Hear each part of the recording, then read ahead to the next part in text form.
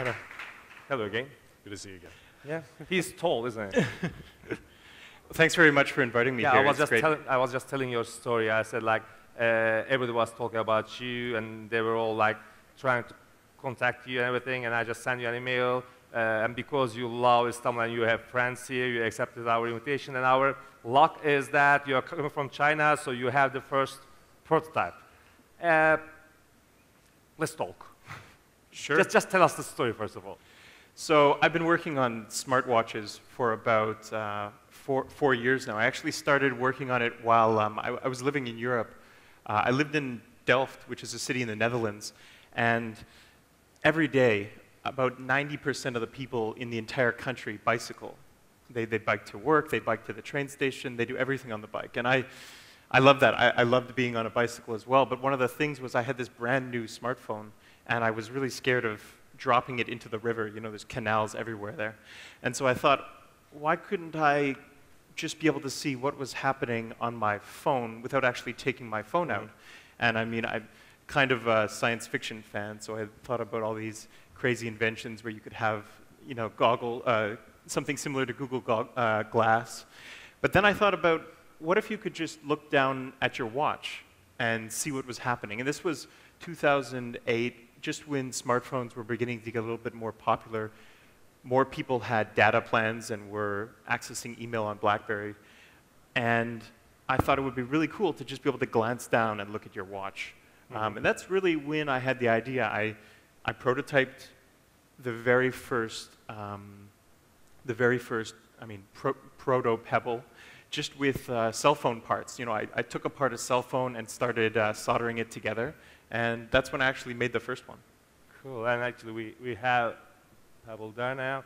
And actually if we can get a camera here, is it possible guys? Buraya bir kamera almamız mümkün olabilir mi? Çok mu fazla şey istiyorum acaba? Bir kamera alabilirsek buraya en azından saati yakından gösterme şansımız olur, kolundaki saati.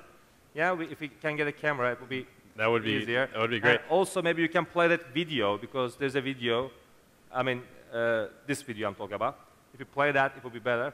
And yeah. Also, as part of the story, I'm curious, first off, what made you think in 2008, you don't really hear about hardware startups that often today.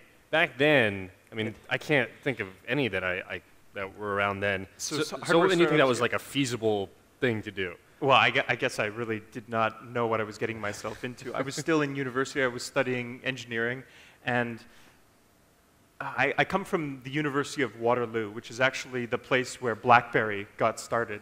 And so there was a bit of background of hardware in the town, but really, I didn't know anyone that was working on a startup, let alone a hardware startup at the time. And I guess I just started working on it. I really wanted to build it for myself. I wanted to have this watch that would help me out. And so I just started. The first funding that we had for our project was from a pitch competition. You guys have pitch competitions, I'm sure, you know, where the entrepreneur stands up at the front and they have their 30 seconds to pitch their heart out. And so the very first funding that our project got was a giant check for $500 or something like that. And so I pitched and then walked away with this check. And you know, you can't. This little guy came for you. So that was how we got our start, and that $500 went directly into buying circuit boards and stuff like that.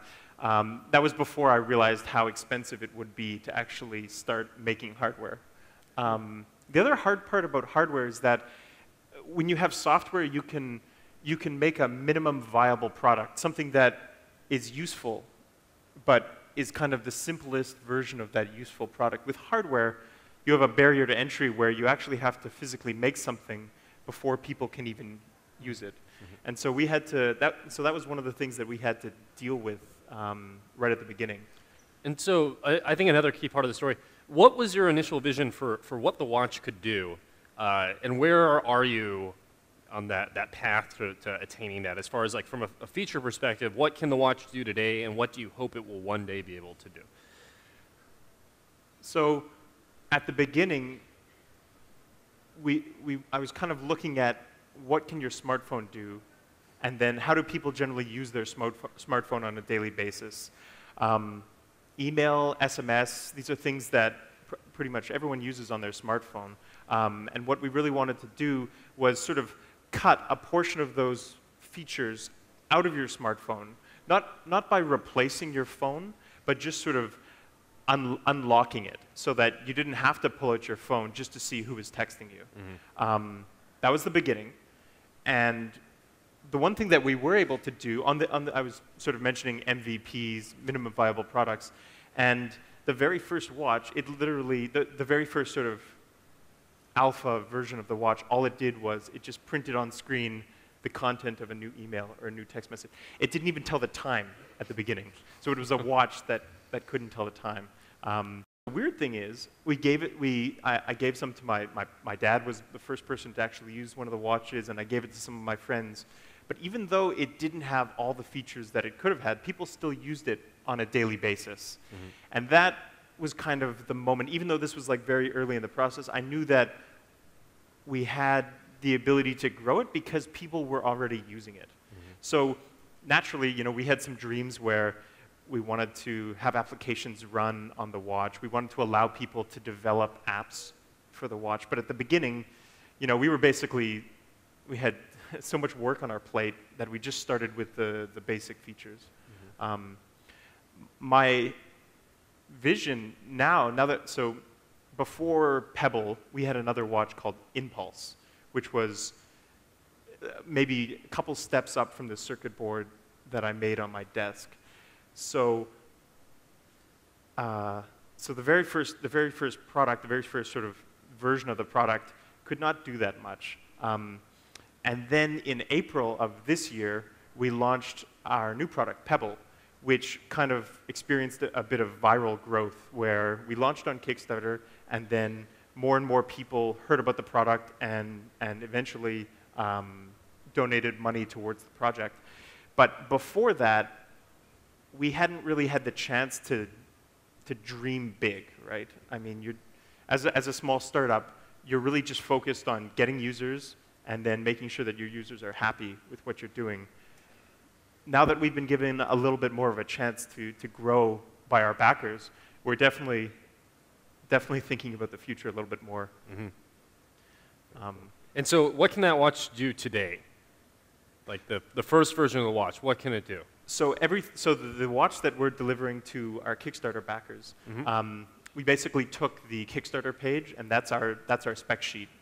The watch can receive email, receive text messages. It has a small vibrating motor, so you can feel when you get a new message or a new incoming call. The screen that we're using is an e-paper screen. So one of the things that our first watch, one of the problems that we had with our first watch, and what a lot of our sort of the other products in the market are, the problem is that you can't actually see the screen outside. Just like, you know, you have your cell phone and you take it out in the direct sun, the screen gets washed out. And so one of the major things that we've changed with Pebble is using an e-paper screen, which means that when you're going for a run or going for a bike ride, you can see the screen and it's just brilliant. It's amazing.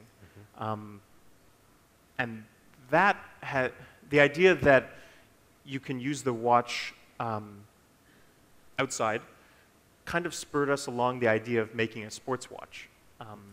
Pebble's waterproof, which means that, or water resistant, which means that you can wear it while swimming, while showering, while going for a run or going for a bike ride in the rain. And that, you know, has kind of also led to some other ideas of how we could use Pebble. Some of the people that have come up to us and talked to us about writing applications for Pebble have been around the sports area. So if you're swimming, Pebble has a built-in accelerometer, and it can actually detect, using the right algorithms, as you're swimming, how many strokes you do in the pool, you know, when you finish your laps. So the one watch that you wear all day can kind of change utility throughout the day, depending on which application you're running on the watch. Instead of something like the Nike, what is it called, the band, the fuel band, that sort of thing, which is basically one function. This is all sorts of things. I'm not sure. You might have heard of the Fitbit, which is a sensor that you wear, and it kind of monitors your general health and wellness. We view a lot of those individual hardware devices as apps. I think each one of those apps that are sleep monitoring or running or cycling, if there's a dedicated piece of hardware, I don't think that's necessary. I think what would be more interesting is to see those features as applications that run on top of Pebble. Sorry if I'm asking all No, this. no, I got that's one. okay. I I got just one. wonder, like, is it possible to do a little show from them? Can you yeah. show it? If you can get the camera. Well, this one's a fairly early production prototype, but I'd be happy to show it off. Yeah. Yeah, you can check No, out no. there. Yeah, cool. Nice. Yeah. So It's fairly small. It's extremely lightweight. I'd be happy to show it off to anyone after. I'll be And by the way, hanging around. really thank you so much, because he asked me, I mean, he wants to give that first product to me as a gift. Really thank you for that. I really appreciate it. There's about 85,000 people in the world that are waiting for them as well. But I mean, what I'm happy to show off is the fact that, you know, we were given this chance to work on this product by our Kickstarter backers. So it's kind of different from many other hardware projects where you have to raise money from venture capitalists and you spend a portion of time working on the product until you can even show it off to people. Whereas with what we've done on Kickstarter is relied on people around the world. So we had over roughly 70,000 people who supported us on Kickstarter. But the interesting thing is that it wasn't only people in the US. I mean, the Bay Area has a lot of people who are interested in high-tech gadgets, but 50% of the people who backed us were in the US and Canada, but the other 50% were all around the world. And it was pretty interesting to see how something that, you know, kind of, even though Kickstarter was an English language website, to see backers from all around the world support it was really cool. And one question I have that's a little more general. I think wearable computing, this idea of having a watch and Google Glass and who knows what else, I think it seems inevitable that this is going to take off. So I'm curious as to what your sense is for when that's going to happen. I suspect that alongside Pebble, we'll probably see maybe Apple get into this market somehow, other competitors. What do you think the time frame is for that? And do you think it's going to launch another wave of, as you were saying, like kind of applications for these devices that are sort of things that become, maybe applications that exist today that suddenly become more useful once you have this kind of more accessible thing where it's not a pain in the butt to pull it out of your pocket. You can just look at your watch or your glass or something. I mean, Rob earlier today talked about something called the Internet of Things, where the idea is that more and more devices in our everyday life will be networked together. And maybe about 5 years ago, people were talking about these ideas, but the technology on the back end wasn't really there. Even when we started working on watches in 2008, the technology that we were using was a little bit more bulky. The battery life was not really there. But I think the biggest thing that's changed over the last 4 years is the number of people wearing smartphones. And I say wearing because pretty much when you get up in the morning, you take your phone off your charger and you put it into your pocket, and it becomes with you at all times. But that phone is more than just, you know, a web browser and, you know, your telephone. It's actually a connection to the internet. And so Pebble is one of these devices that doesn't actually have a dedicated connection to the internet. It doesn't have a GSM chip. It doesn't have a modem. It relies on the user or the person who's using it to have a connection to the internet. And I think now that, you know, the critical mass of smartphones is out there, who's to say what the next invention will be that uses the cell phone as a connection to the internet? So some smartwatches existed maybe 10 years ago. Microsoft actually built a radio network that transmitted messages to watches in various cities in the US. Now when I think about that, it sounds crazy, building an entire network just to talk to watches, but you know, they did that. Unfortunately, their product didn't take off. And when we started working on watches, a lot of people said, "Why are you guys working on this? I mean, this was tried and it failed." But it just goes to show that, you know, within the span of 5 years, things can really change, and ideas that may have not been feasible then, can now be done. So how many years from now do you think it's going to be that a majority of the people in this room would be wearing some sort of smart device? I know this is like one of those really annoying questions that Well, no it one has depends an on how answer many to. people are backers on Kickstarter, because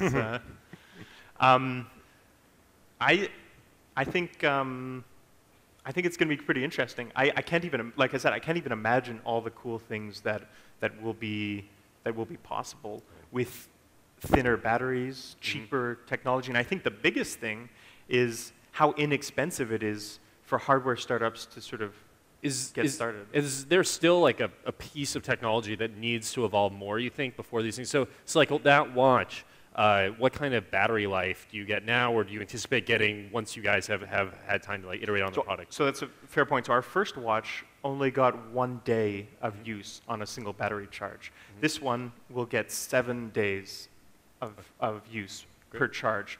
But within a couple years, I could see this product lasting for months at a time. And then you get to the point where they're not gadgets that you have to plug in every couple days, and they become more like clothes or your glasses or earrings or jewelry, because they just work. And there's not some other missing piece that still needs to mature before this kind of wearable computing will become something that's mainstream or affordable. And the cost is always going to drop on these type of devices. I think, and I mentioned briefly, like the idea of people being able to make their own hardware we're getting really close to that. 3D printers and the ability to actually build something on your computer, design something on your computer, and click a button and have that piece of plastic or metal pop out into your hand.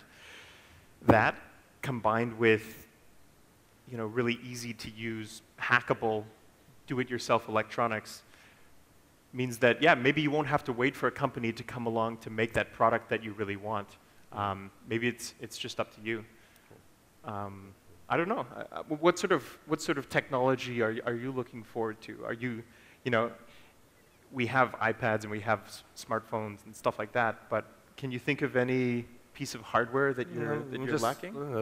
I think there will be something really impressive will be happening. I mean, I guess some kind of augmented reality stuff will be really impress me. From now on, I can't really imagine any more hardware stuff. I mean, obviously, like Internet of Things is, there are so many interesting things going on. Like if you check out Kickstarter, those light bulbs, I just saw them, they're perfect. Being able to control your lighting. And you can change the color. Yeah, my friends actually just launched a new product on Kickstarter, launched a new product recently it's a lock on your door that operates via Wi-Fi.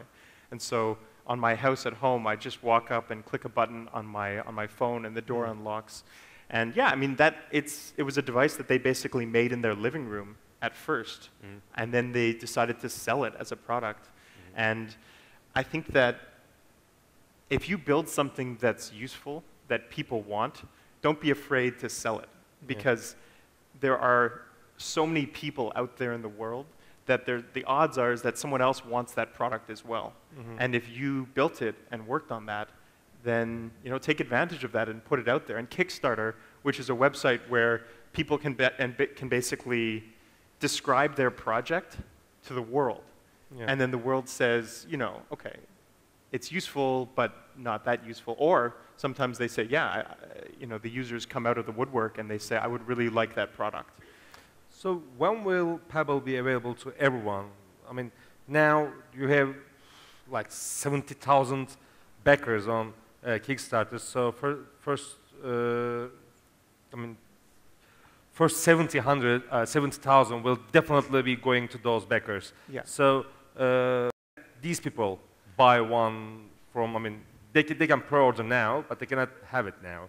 No, that's correct. So like the moment that we start shipping, they'll go directly to our Kickstarter backers. The Kickstarter guys, they're kind of the first people who believed in us. I mean, we had some users along the way. We had, we fought to make, the first 500 watches were hand-built in our garage. I personally screwed the 4 screws onto the back of each watch because I was the only one that was able to not break the screws as I was putting them in, so that was my job. But, you know, those 500 people emailed us on a daily basis and gave us feedback, and then we grew from there. The moment that we ship to our Kickstarter backers, that's when, you know, the job won't be done, because obviously we'll continue manufacturing for other people, but that will be the moment when we first, you know, can rest and say, okay, we've accomplished this first task. We're taking pre-orders on our website, which is correct. Yeah. We're not accepting payment at the moment. We're just taking a reservation, so people can get in line. And then the moment that we've shipped out to all the Kickstarter backers, we'll begin shipping worldwide. But what we've also done is talked about a software development kit, an SDK, where mobile app developers, web app developers, and users can write their own applications for the watch. So even if you buy the watch as a consumer, someone who wants to use it with their smartphone, and if you have a little bit of coding skills, programming skills, you can actually make it your own and create your own watch face or create your own, you know, notification or alert. I think it's going to be pretty interesting. And I mean, again, who knows really what's going to happen. And I have a question. We touched a little bit on this earlier about, you know, how not crazy you were to do a hardware startup in 2008, but Fairly no, crazy. definitely. We talked about this earlier. You know, I covered a couple hardware startups over the years at TechCrunch, and some of them really did not have an easy time at all. They're in some ways like horror stories with chargers catching on fire, that sort of thing. Nowadays, though, it seems like we're seeing more of these hardware-focused startups.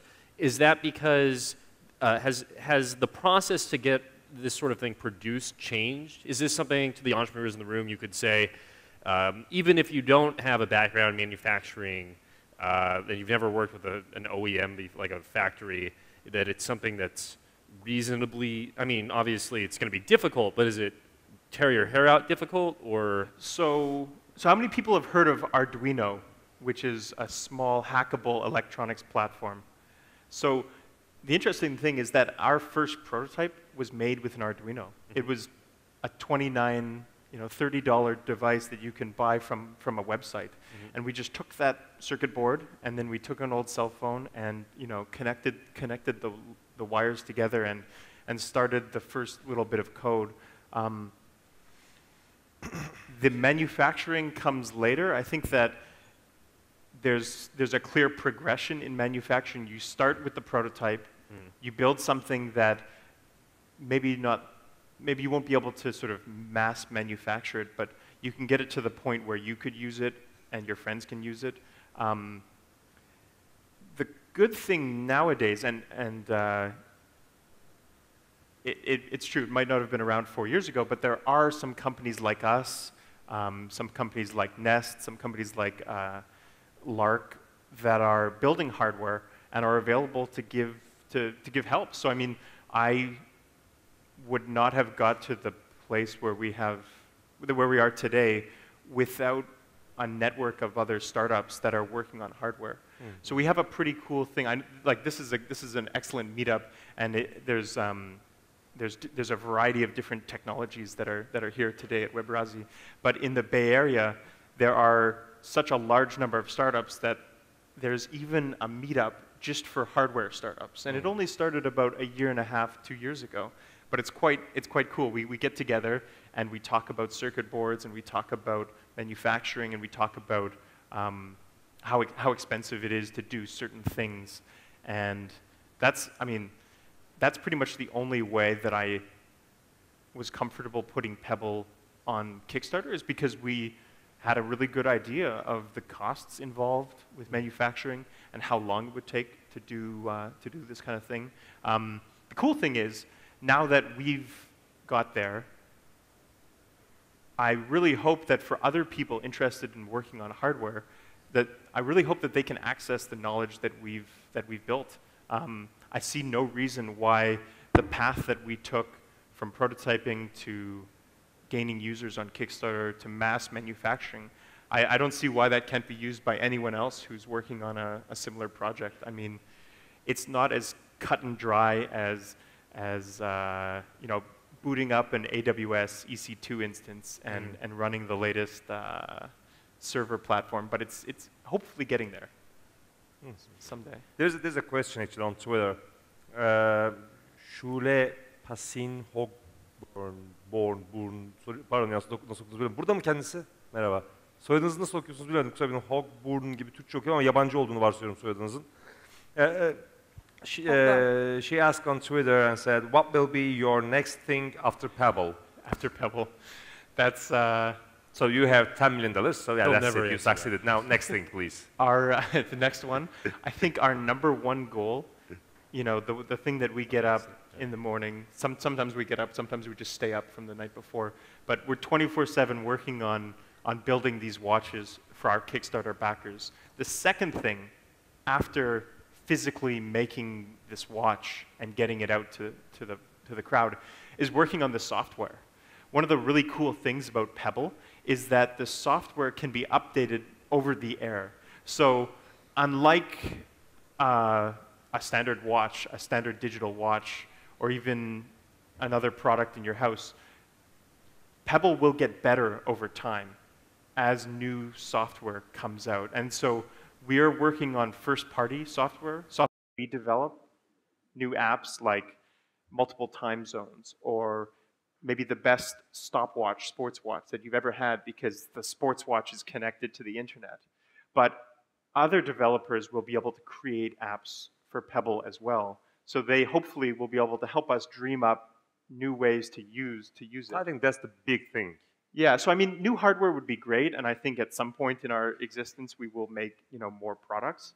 But at the moment, the platform that we built has so much more to explore that we're really going to be focusing on that. And we want to make the experience for developers as easy as possible to get started with. So you may have an app store sometime soon. Yeah, we're probably not going to start charging for apps.